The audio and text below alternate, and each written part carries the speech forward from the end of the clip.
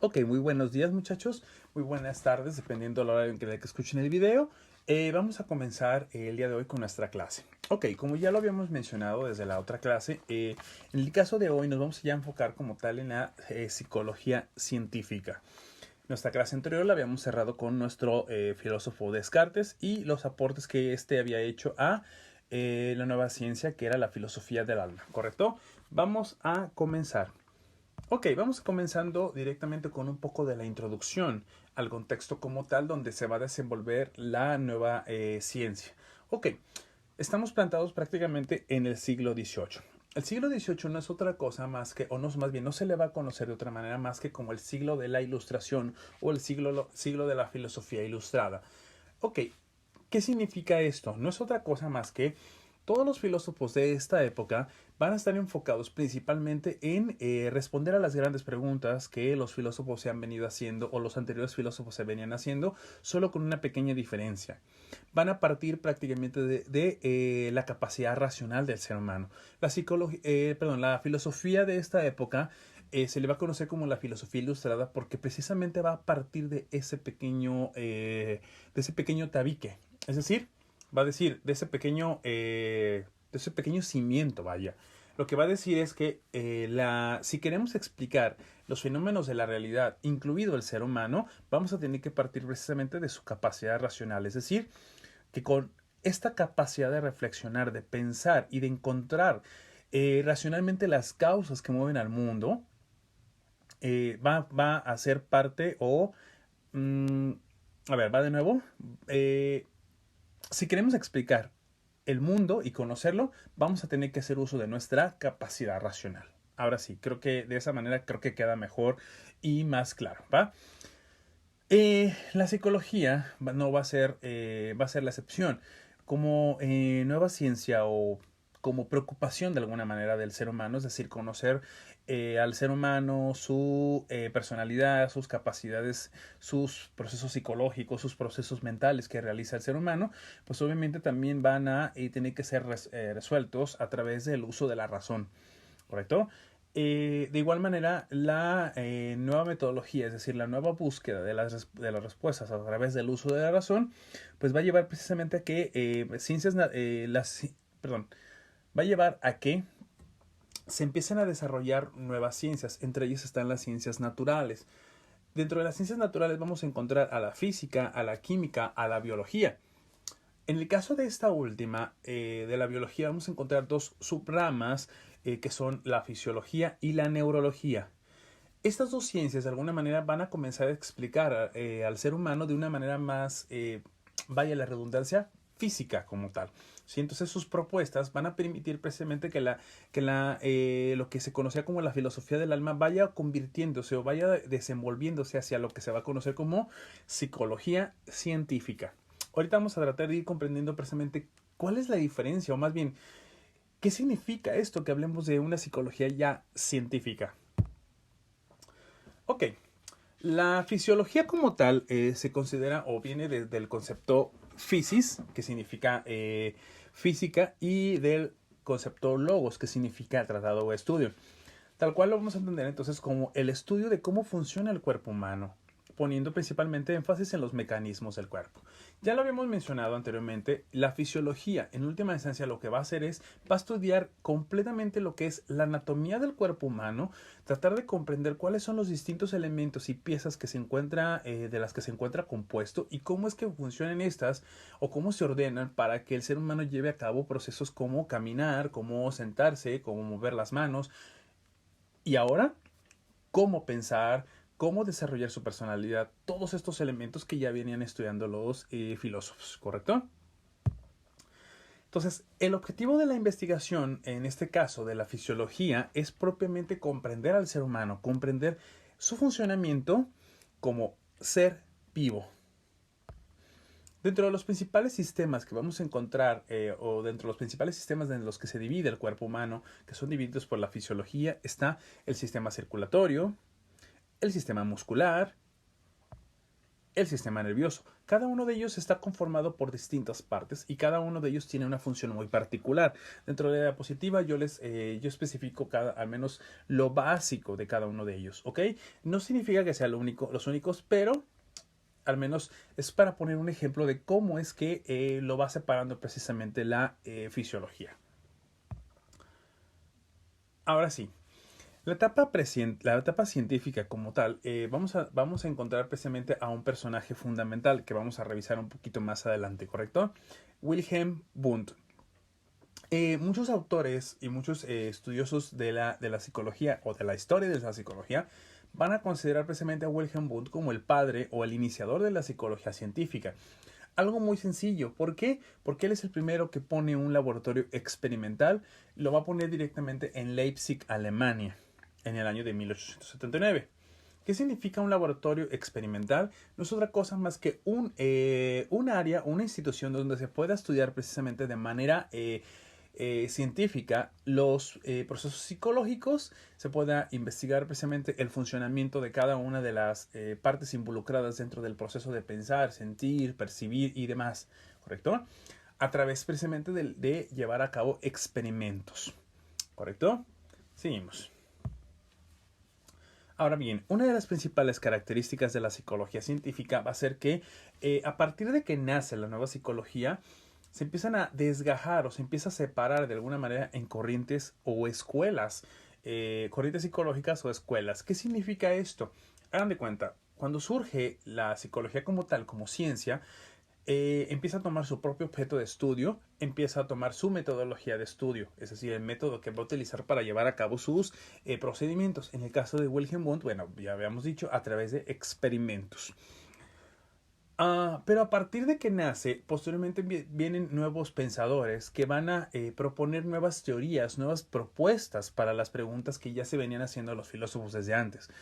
Esto va a generar precisamente una separación de distintas corrientes o distintas escuelas, cada una con su respuesta, cada una hasta cierto punto, dentro de lo que cabe, con su propio método de estudio. Ahí vamos a encontrar al estructuralismo, al funcionalismo, al conductismo, al psicoanálisis, al gestaltismo, por ejemplo. ¿Correcto? No vamos a estar revisando estas dentro de nuestra clase, pero ustedes igual las pueden revisar en su momento con más detalle fuera de clase o si posiblemente en Psicología 2 ustedes las vayan a revisar, dependiendo de la materia, dependiendo del acomodo precisamente de la materia. Ok, ahora sí, Wilhelm Wundt. Ya lo habíamos mencionado, Wilhelm Wundt va a ser considerado precisamente el padre o iniciador de la psicología científica por el poner precisamente este laboratorio experimental. Ahora, ¿por qué Wundt? Bueno, Wundt va a ser precisamente un personaje que va a conocer de alguna manera la mayor parte de las teorías fundamentales que andan, obviamente, o que se encuentran dentro del contexto histórico donde nace la psicología. Una de las cosas importantes, muchachos, que tenemos que tener en cuenta es que si nosotros quisiéramos, por ejemplo, renovar una nueva ciencia o crear una nueva ciencia, a partir precisamente de lo que nosotros conocemos y encontramos, tenemos que conocer precisamente el ámbito social, histórico e ideológico. En este caso, Wundt, bueno, va a conocer propiamente las teorías que ya se venían proponiendo en el área de la filosofía, en este caso inclusive de Descartes.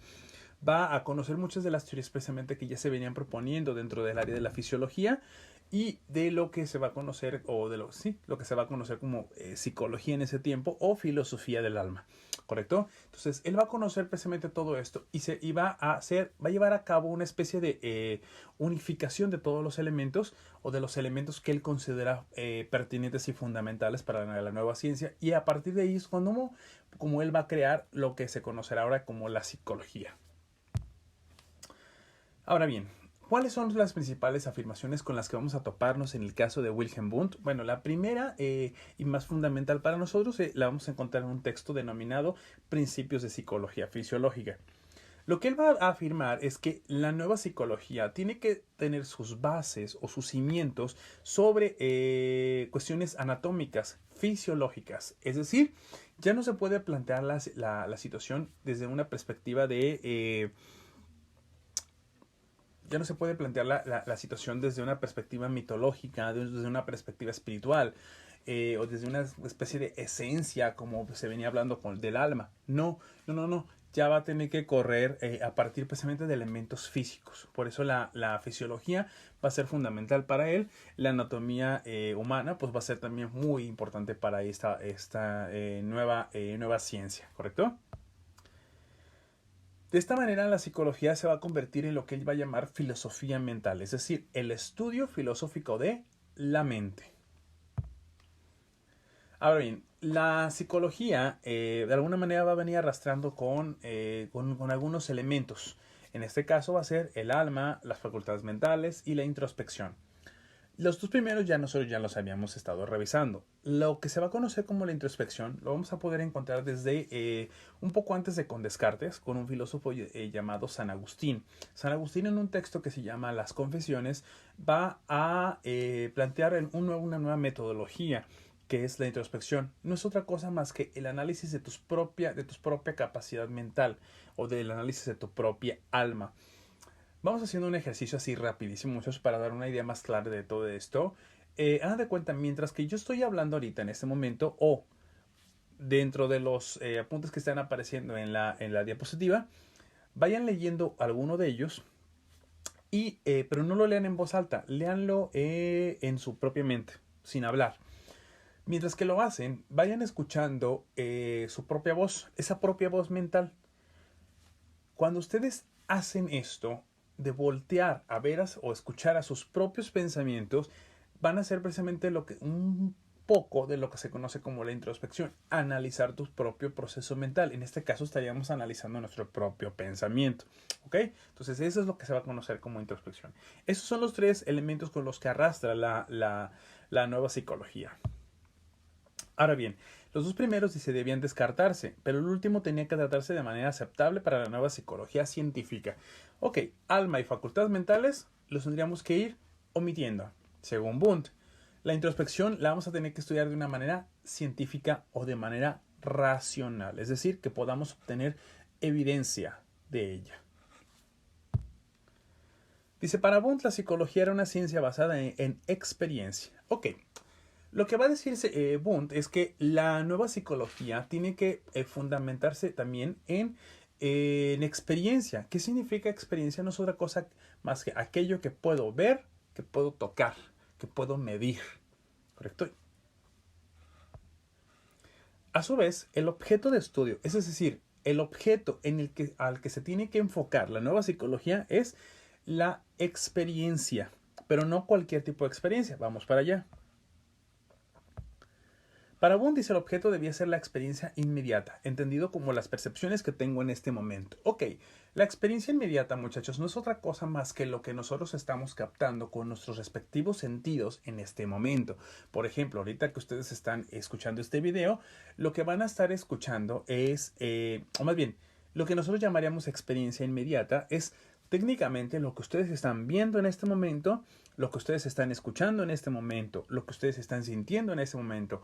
Cada uno de esos elementos que de alguna manera afectan a alguno de sus órganos sensoriales, llámese la vista, llámese el oído, llámese el órgano de la piel, cada uno de ellos, toda esa información que ustedes están obteniendo en este preciso momento son sería más bien lo que nosotros o lo que Wundt entendería como la experiencia inmediata. ¿Ok?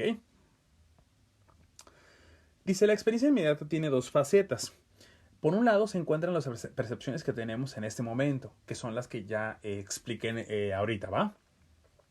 Dice, y por el otro, el sujeto que está percibiendo. Entonces, la experiencia inmediata se compone de dos elementos principales. Lo que nosotros percibimos, en este caso mi voz, las imágenes de las diapositivas, el aire o distintos elementos que vayan que estemos sintiendo en este momento por en el lugar donde nos encontramos. Y el segundo elemento es ustedes, o en mi caso yo, el sujeto que percibe, el sujeto que está recibiendo toda esa información. Dice, este sujeto que está percibiendo es un ser viviente que responde a los estímulos externos, sonidos, imágenes, olores y demás percepciones. Es decir, este sujeto, ser viviente, yo, ustedes que están escuchando la grabación, ustedes que están viendo las diapositivas, son el sujeto viviente que reacciona a través de acciones que son estimuladas prácticamente por los estímulos sensoriales, ¿correcto?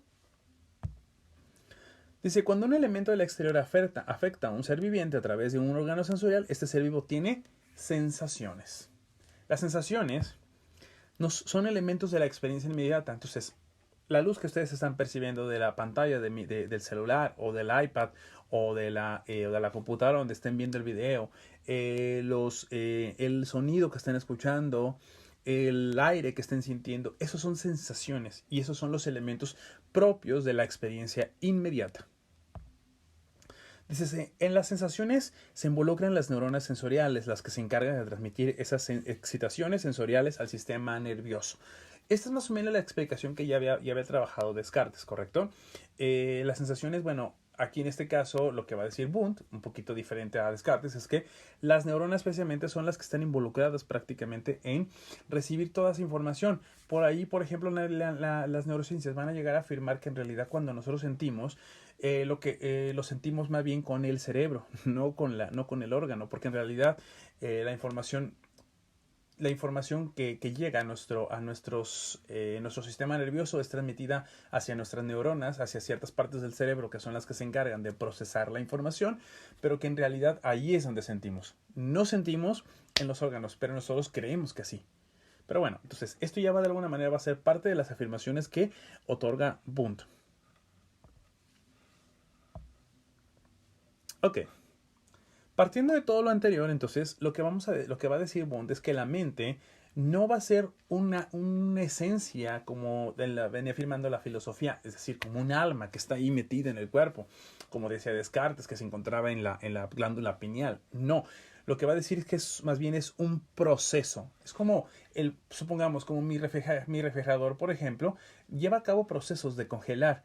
Eso es un proceso, en realidad no estamos hablando de el frío físico que está allí dentro del refrigerador. No, bueno, al menos así vamos a tratar de comprenderlo, ¿va? Nuestra mente de alguna manera no sería algo que está metido allí, sino simplemente es el proceso que lleva a cabo nuestro cerebro. Ese proceso se le denomina proceso consciente. ¿Por qué? Porque parece ser que nuestra mente tiene la capacidad precisamente de ser consciente de ser o de existir. Cada uno de nosotros es consciente de ser un determinado personaje que está sentado frente a una computadora, un celular, se encuentra en un cuarto, se encuentra escuchando una grabación, ¿correcto? Pero es consciente. Dice, este proceso funciona de acuerdo a las leyes de la causalidad. Ya lo habíamos mencionado, más o menos. Nuestro organismo recibe estímulos externos y por ende llega la información a nuestras neuronas, procesa toda la información y da una respuesta. Pero hay una ley de causalidad, es decir, es como si yo ahorita, por ejemplo, suelto mi vaso que tengo en la mano, este se quebra en automático. Hay una causalidad. ¿Se quebró por qué? Yo lo solté. Yo lo solté, ¿por qué? Yo lo quise poner como ejemplo. Siempre hay una razón para todo. Entonces, en el caso de la mente, o el caso del proceso de la mente, es exactamente igual. Ahora bien, los elementos de este proceso son tres, según Wundt. El primero, ideas. Segundo, sentimientos. Y el tercero, los impulsos. Los primeros provienen del exterior, las ideas se componen de sensaciones. Ok, lo que va a decir prácticamente Wundt es que cuando nosotros tenemos una sensación, en automático se genera una idea dentro de nuestra mente.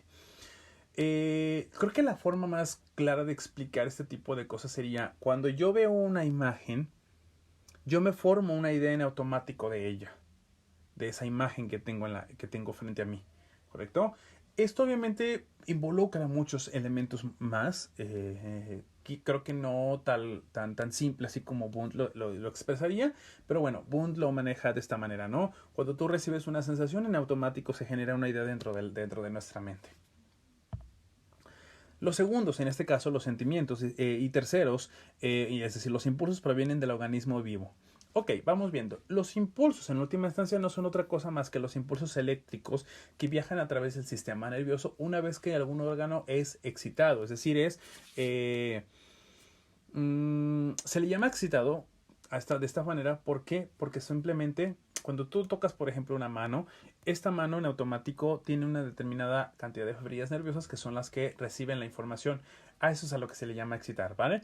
Y entonces empiezan a viajar los impulsos eléctricos a través de todo lo que es el sistema nervioso hasta llegar al cerebro. Pero bueno, estos vienen de ahí o vienen dentro del mismo ser viviente o cuerpo.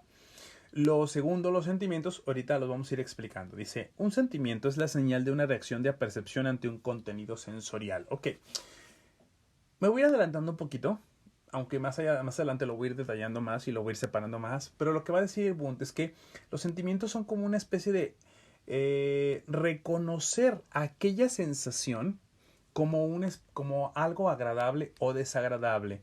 Es decir, yo puedo, por ejemplo, escuchar una canción ahorita, una canción de algún cantante específico, yo recibo un determinado estímulo externo, que es la música, viajan los impulsos de esa información a través de mi sistema nervioso para llegar a mi cerebro y dentro se empiezan a generar emociones, alegría, agrado. Todos esos, lo que va a decir Boone es que se generan dentro de la misma mente, dentro del mismo ser viviente, ¿correcto? Dice, los sentimientos se dividen en agradables, desagradables, tensos o relajados, que ya es lo que había estado explicando, ¿no? Mi mente en automático genera una emoción, un sentimiento ante esa sensación. Lo que va a decir Bond, de alguna manera, es que el proceso del sentimiento se genera porque el ser humano es capaz de ser consciente de que él es el sujeto que recibe los impulsos eléctricos, o mejor dicho, que él es el que recibe esas sensaciones, y por ende se da cuenta de que él o ella es ella.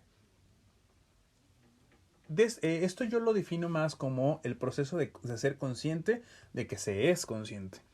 Yo soy consciente del frío a lo mejor que está haciendo en mi cuarto, en el cuarto donde me encuentro ahora grabando el video. Pero también soy consciente de que yo estoy aquí sentado y que estoy recibiendo ese aire. Soy consciente de que mi nombre es Abraham Munguía. Soy consciente de que yo soy una persona que está percibiendo todo esto. Entonces, eso es a lo que se llama percepción. Percibir que yo puedo percibir algo más. Ustedes son capaces de darse cuenta o de percibir que ustedes son determinada persona sentada frente a una computadora percibiendo otra cosa. Dice, la percepción significa tener conciencia de ser el sujeto que percibe algo, lo que ya había venido explicando. El proceso de percepción es el factor unificante de la mente. Lo que va a decir Wundt es que lo que le da unidad a todo este complejo de procesos llevados a cabo por la mente no es otra cosa más que precisamente la apercepción. Es decir, es lo que permite que nosotros nos demos cuenta de que somos un sujeto llevando a cabo miles de procesos mentales. ¿Correcto? Por último, los impulsos, ya lo habíamos mencionado, son la respuesta activa de nuestro organismo.